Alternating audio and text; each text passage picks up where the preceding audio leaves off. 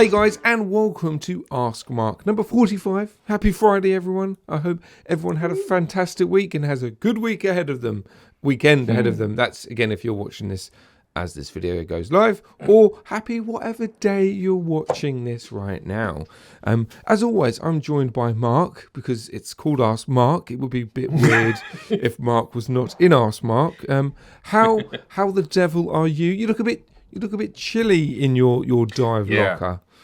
Yeah, it's starting to get cold. Yes, and fantastic.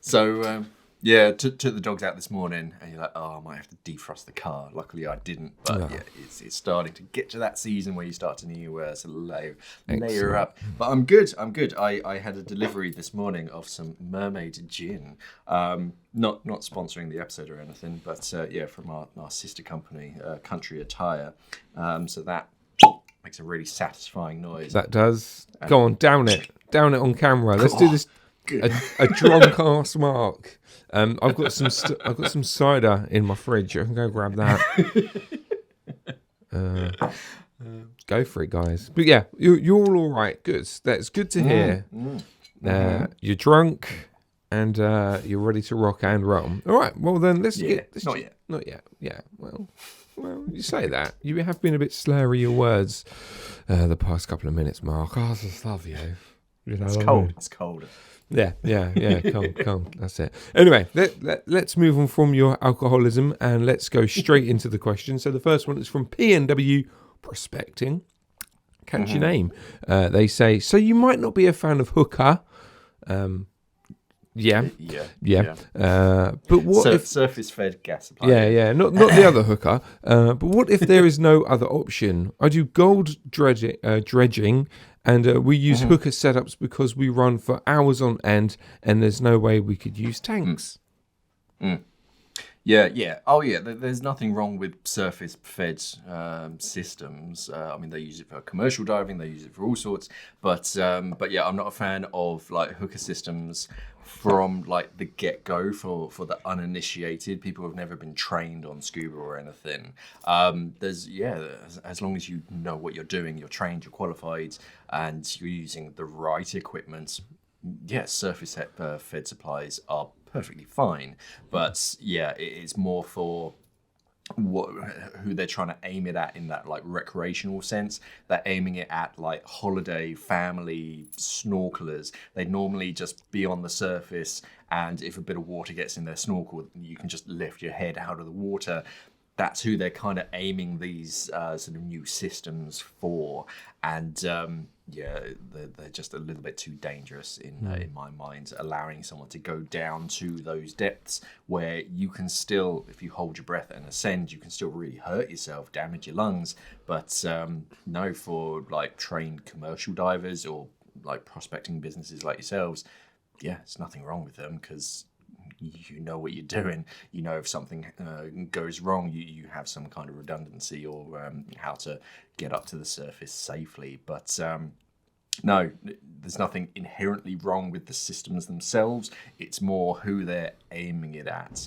And I don't think they're going to read all of the like terms and conditions and practice and like do drills before they use it to its full extent. So that's where I'm not a huge fan of Hookah systems. But yeah, no, there's nothing wrong with the systems themselves. It's more who they're aimed at nowadays. Cool. There we go. Do you guys and girls use Hookah systems? Let us know below. Good or bad thoughts? Yeah, let's open up the conversation. Do you use it for commercial? Yeah, let us know down below. So the second question is from Hussein. He says, hi, sir.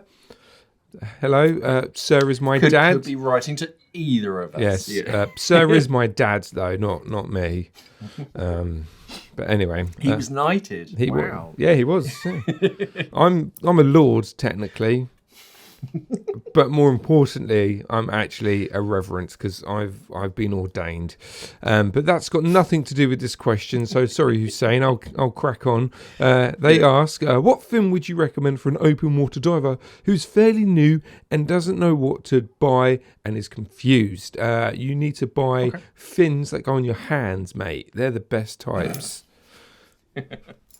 No, you could. There are plenty like good all-round fins. Something like Morizamonte Crotro. They're a great all-rounder of a fin. People have loved them for decades now, and they still use them because they're fantastic.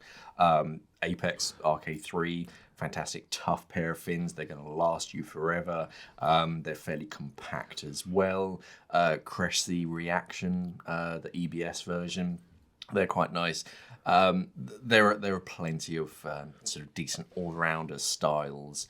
But yeah, just look for something that's in your budget, something that fits you properly. But one of the features that I'd probably recommend looking for is that spring heel strap instead of the old like ratchet styles, just because they get a pain. But a lot of fins, they come as standard with spring heels or at least bungee heel straps. So yeah, definitely look for that. But most recreational beginner style fins, you're looking at a channel fin. So you'll have sort of 2, maybe 3 different materials of the fin blade itself. You'll have the coloured section and then a black section, usually in kind of stripes, so that it changes the shape of the blade. We call that channeling. And yeah, they're just a good standard, traditional, good all-rounder, something that works for a whole range of different fin kicks, and will just last forever. So yeah, something like Avanti Quattro, fantastic pair of fins.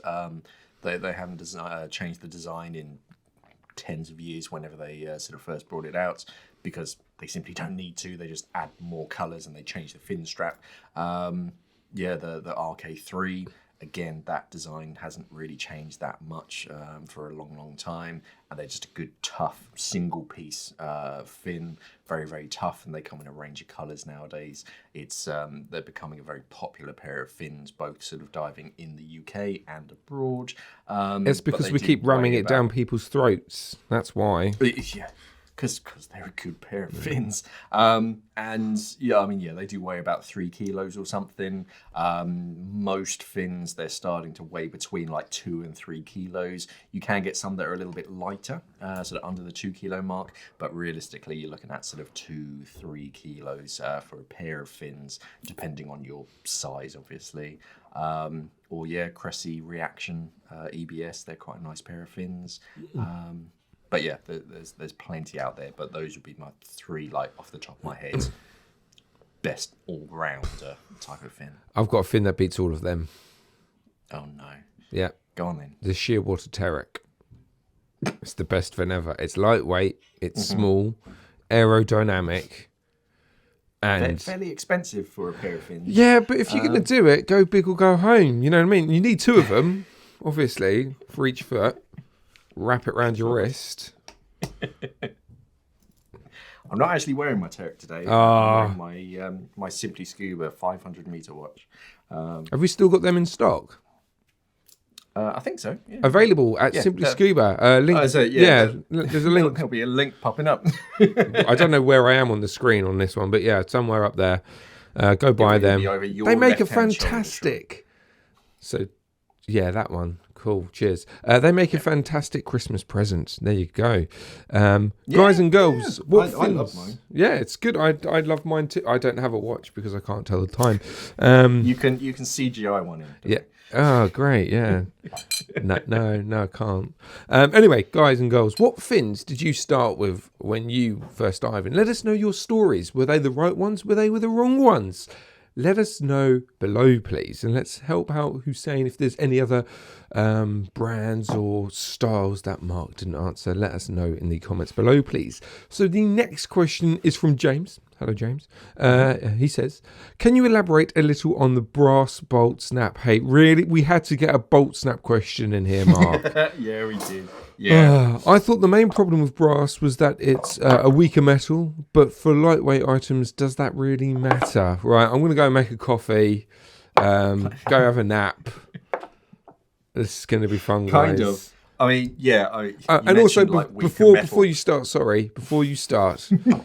you get very emotional about this, so you do have permission to swear. I just need to be on the bleep game, okay? So, okay. What is it? A content warning, explicit vocabulary. strong words, strong use of words may be applied in the next section of Ask Mark. Anyway, continue. Yeah, they're just a little bit, to be honest. They're just... You went straight into it.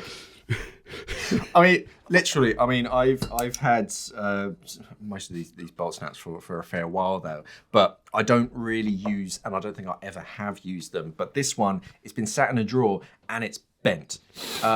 It's such a soft metal, and the mechanisms themselves, they're not awful, but they are just a little bit raspy.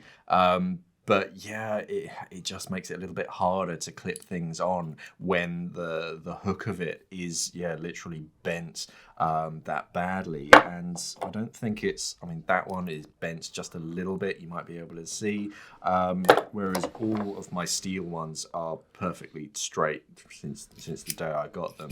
And that one is probably my oldest one. You can probably tell it's starting to degrade in time. It just goes a bit grubby, which is fine. I mean, brass, it makes sense because it can't rust. It's relatively light compared to steel. But yeah, they are just bad, and they're not really worth it. Whereas spend a little bit extra, get a nice stainless steel one, and it will last so much longer, and it will be as more reliable. Brass is a lovely metal.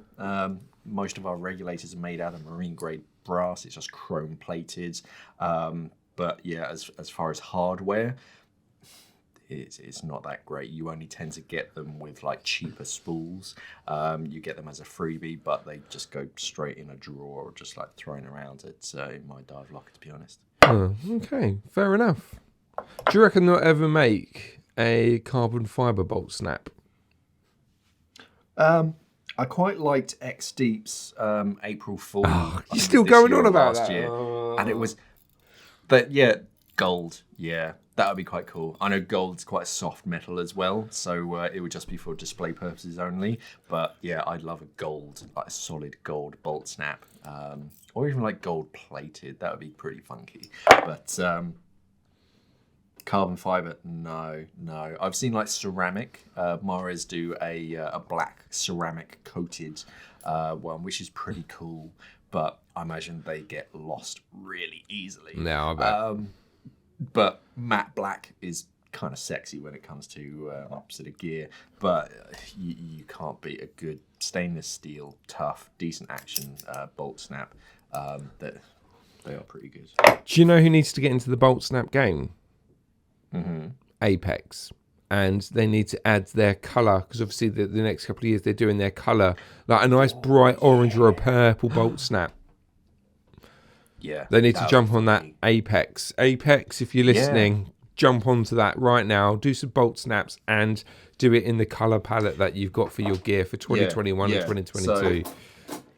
So they do like the greens and the purples. Yeah. They've been in the Lifeline spools for a while. They also do an orange. I don't have one of those.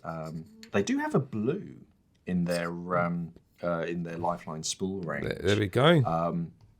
I don't have one of those, but there you go. But this is aluminium, I think. Yeah, we'll do that then. So you'd have to make an aluminium bolt snap. I don't know if anyone makes aluminium bolt snaps, to be honest. Well, Apex might be doing it. If not, Simply Scuba, 2022. We're going to make aluminium bolt snaps. I wish. I don't know much about like the science behind anodizing stuff. Or PVD coating or whatever process they use. But yeah, that would be quite funky to have, like a electric blue bolt snap or something. Maybe in the future, that'll be funky. Yeah, there we go. Right, bolt snaps, guys. What are your thoughts on brass bolt snaps? Do you side with Mark? Do you side with James, who doesn't really have a side? He was just asking the question. So let us know your thoughts about brass bolt snaps down below. If you want my view, they all suck and they all need to be burnt at the stake. Now, question number 4 is from C. Hi, C. C. Yeah, from Bond. Which one? I guess. Skyfall. Spectre. Yeah, they see. Anyway, they say, I'm wearing 7mm booties most of the season. Awesome. My Novas fit those boots, but if I go down to 5mm or less, Scuba Pro suggest a smaller size. I want to travel to warmer water. Can I just wear my 7mm booties with a 3mm wetsuit? Yeah. Fantastic. Yeah. I mean, it's your feet. Your feet won't get hot. Sort of diving in tropical waters. So I mean, I wouldn't bother investing in a second pair of fins just for traveling. I'd be perfectly happy sort of wearing like rock boots or like 7mm boots, sort of out in tropical waters. You might get some funny tan lines, but hey, if your fins fit, because if you do buy like a pair of 5mm boots or like 3mm booties for traveling in tropical waters, then your fins are just going to wobble around on them. It's going to be really annoying, and it's really not worth it. But by all means, you can wear a pair of 7mm boots in tropical waters. Yeah, your feet aren't going to get hot or anything. I think it's not unusual to see someone wearing a pair of like 6.5mm like Fourth Element pelagic or amphibian boots on the deck of a liveaboard in the Red Sea. It's fairly common practice. So And that's all they wear. Nothing else. Yeah, depending on the boat. But yeah, I wouldn't say anything. I wouldn't think anything. It's just okay. Pair of 7mm boots, nothing wrong with that. Cool. I wouldn't worry about it. You're not going to get floaty feet or anything. They're going to be a touch more buoyant, but it's going to be negligible. So I wouldn't worry too much about it. All right, cool, nice one. Hope that helps you out, James. It was James, wasn't it? No, C. It was C. Sorry, C. Your name Cryptic. could be James. Yeah, C. Yeah, James. Whatever. Anyway, next question is from Anthony. He says, "How come you always dress to look like a seal? Hopefully underwater, not out of the water, obviously." Yeah. Ow. Anyway, we're not kink shaming anybody. No, we're not. Anyway, doesn't seem wise. Why wouldn't you wear a bright coloured suit? Yeah. Most of our wetsuits, they are just black, which quite a few people are getting fairly bored of. You do get some funky designs now. I'm seeing more like natural patterns. It was I can't remember the designer's name, but she designs like tiger shark kind of stripes or whale shark spots on her sort of wetsuit, so they're pretty funky. We are getting more vibrant, interesting colours. Black's pretty safe. Can't go too far wrong, especially when you're designing neoprene. You have to make quite a lot of it, so that means that you have to make quite a lot of wetsuits out of it. And then if it's not a popular colour or style, that's a big investment. So if you go down just black, people are going to buy it. It's a very safe colour. It looks a bit like seals, but I think it's incredibly rare that anything bad happens sort of whilst diving. But also, you do get grubby quite quickly. So, I mean, Scuba Pro a few years back, and I think they still make it, or there are still some floating around, a white, it was their Everflex, a women's like completely white, brilliant white with like a pink S on the chest wetsuit.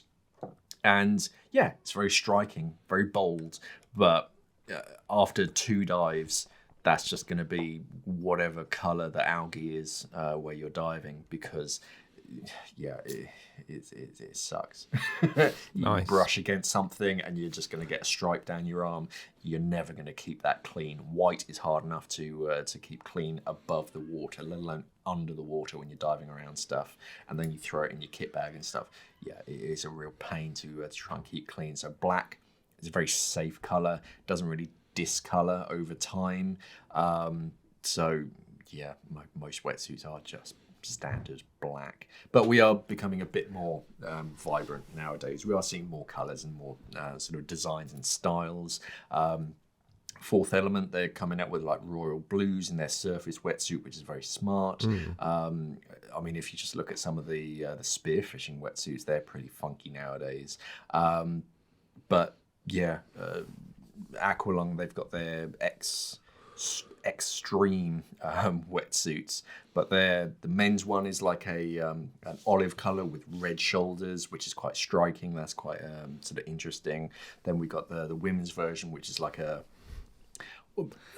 almost royal navy blue type color with like sort of whitish sleeves, but they got this tribal pattern all over it. So yeah, we're slowly branching out, becoming a bit more sort of interesting. But yeah, it's a big risk for the companies who are making them, because yeah, that's a huge investment for them, and if it doesn't pay off, they're stuck with a lot of neoprene that does age over time. So yeah, it is a risk for them. Yeah, I think it's weird. Like when you look at vintage diving, and if they have wetsuits, there's lots of like purples and yellows, isn't there? It's almost like we're kind of reverting back to that sort of scene. Also, I think it's to do with younger generations as well. Younger generation isn't going to be interested in a black wetsuit, are they? They're going to want something that's vibrant, that's cool. Yeah, it's styles of the time. We went through that like sort of 80s, 90s. I mean, I've seen some like patterned wetsuits that are very retro. I'm surprised they were still wearing it, but yeah, they did have sort of vibrant color. In like the 60s, they literally had like flower print wetsuits. We have had all sorts, but I think from the 90s going into the 2000s, after like the Matrix, all that kind of stuff, just simple black was in fashion. So yeah, they kind of stuck with that. And yeah, you're never going to get it too grubby. It's never going to look odd. And yeah, it's black. It's simple. It goes with everything. Doesn't matter what color your BCD or your mask is. It's probably going to go with a black wetsuit. Yeah, and whereas if you're trying to get colours to match is tough. Yeah, and also as well, outside the water, if you've got a nice fancy dinner you need to go to, you can wear your wetsuit, because black's just a good colour, isn't it? Yeah, black. Oh, that says tie, not wetsuit. Gosh darn it. Oh, whoopsie. Yeah, no, my fax machine just smudged that last word. Oh, fax machines. No.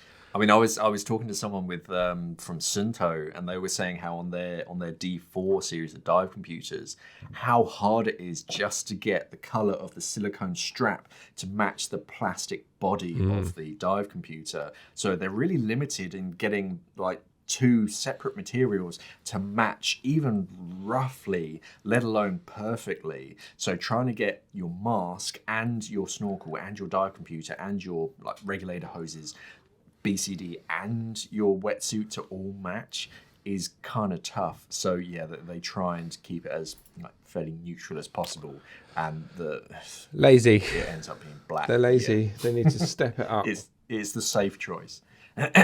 Cool, man. All right. Wetsuits, colours, down below. Let us know. Do you have a hippie flower one? Do you have a nice bright one? Do you have one of the cool whale shark ones? Let us know down below, please. So the next question is from James. And he says, I like the Tusa Paragon mask, but how does it fare when diving during sunrise/sunset and at night diving? Perfectly fine. Excellent. Thank you very much. Next question. There you go. Thanks. Bye. Yeah. So Paragon is it's a bit like a UV cut. It cuts out. I think it's the 420 nanometer wavelength of light, which is the like HEV ultraviolet bluey kind of light. So it cuts out that end of the visible light spectrum. That's the dangerous stuff that really sort of penetrates into your body's tissues and causes damage. It cuts that out, a bit like a pair of sunglasses, but they're not like blackened or anything, so they don't do anything to the rest of the visible spectrum. They're only cutting out like the dangerous wavelengths. So at nighttime, they're still letting all the like normal light in. They're just cutting out some of the blues, and there's plenty of blue light underwater. So yeah, even in low light conditions, they're not going to be like wearing sunglasses at night. This is Blade. It's you can still see plenty of what's going on. So I wouldn't worry too much about wearing them in low light conditions. Cool. Excellent. Plus, the Paragon, you look dope. Yeah. They got a couple of styles in that. They got the twin lens, but they got the Paragon S, which is like a single lens version, which is pretty cool. Cool, man. And metal inserts, all that kind of stuff. It's a smart mask. It's an investment. They're not cheap, but all it does is just cut out like a few wavelengths of dangerous light, but the rest is perfectly fine. They're not darkened lenses. Awesome. Wicked. All right, so normally that would be it. But I'm looking at the toot, whoever that was. I'm looking at the time, 26 minutes. So let's have a bonus question. Let's do it. So this is from San, and they say, is the Simply Scuba hoodie for sale? If it is available, do you have it in red? Not this particular one, because I wear this all the time. But you can wear this hoodie. It's the premium hoodie from our spring store. If you're watching this on YouTube, there's going to be a banner underneath this video. There's a banner underneath all of the videos. And click on that. Look for our hoodie section. And I think it's just called like Scuba Dude or something. I don't know. Do they still have Dive Team on the back? I can't remember if I took them off or not. Don't know. Is my answer This to one that? does. Probably. This one does. If that one does, then the other one probably still does as well. Dive Team. So I don't know. I bought this a few years back. Cool. Well, head over to our springs. I'll check it as well. If we've got it in red, by the time this video goes live, it will be red. There'll be a red one on there for you.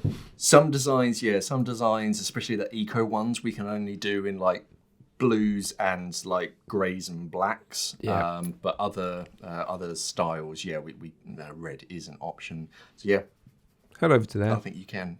Yeah. Awesome. Yeah. Wicked. That is it. That is Ask Mark 45 done. We're on the road to 52 for Ask Mark being a year old. Wow. It's growing up so fast. It's growing up so fast. If you have any questions, or do you want? No. You can do it. I'm going to go for a nap. No, you're all right. If you do have any questions that you'd like myself or even Sean to answer, let us know down in the comments below. If you could try and use the hashtag AskMark. It was a little thin on the ground this week trying to find questions. Come on, so guys. As many as possible. It doesn't have to be specifically about equipment. It can be about my history. It can be about Sean's history. Sean will answer any question you ask him, honestly. Any questions, let us know down in the comments below. Don't forget to check out SimplyScuba.com. We sell all sorts of amazing scuba diving equipment, including quite a lot of the stuff that we've mentioned today, including the watch that I'm wearing. You can also check out Country Attire and buy some gin. Locally sourced. What, from mermaids? We've stolen it from mermaids. That's the problem. No, this is from the it's a distillery on the Isle of Wight, and it's all like plastic free, eco-friendly, and so like locally resourced sort of stuff. But it's only because it arrived about 10 minutes before we started filming. So and it makes a really satisfying. I love the fact that we're now pushing gin on Ask Mark. It won't happen again until I finish that bottle. So until next week. I was going to say till tomorrow, mate, when we do the Deco Stock podcast. Oh God, I love you.